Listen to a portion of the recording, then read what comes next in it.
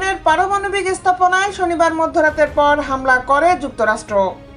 এর জেরে দেশটির নাগরিকদের জন্য বিশ্বব্যাপী নিরাপত্তা সতর্কতা জারি করেছে দেশটি।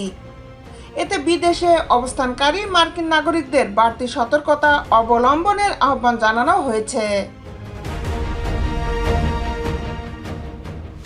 বিস্তারিত নিয়ে আপনাদের সাথে আছি আমি শামিমা সুলতানা।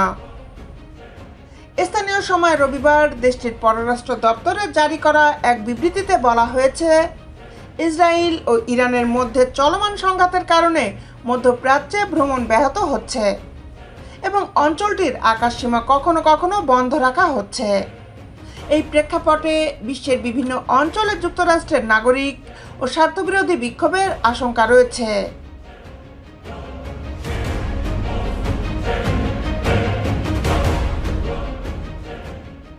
সিএনএনের এক প্রতিবেদনে বলা হয়েছে, পররাষ্ট্র দপ্তরের পরামর্শ দিয়েছে মার্কিন নাগরিকেরা যেন ভ্রমণের আগে সংশ্লিষ্ট দেশের তথ্য ও সাম্প্রতিক নিরাপত্তা সতর্কগুলো মন্ত্রণালয়ের ওয়েবসাইটে দেখে নেন।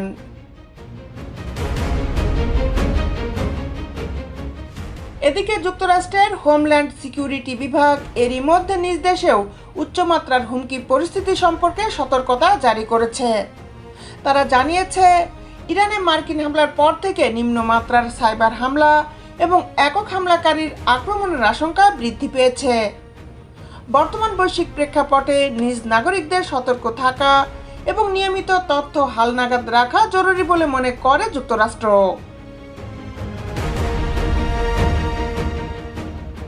দেশ বিদেশের আপডেট নিউজ পেতে আমাদের সাথেই থাকুন। Justice television, Dhaka.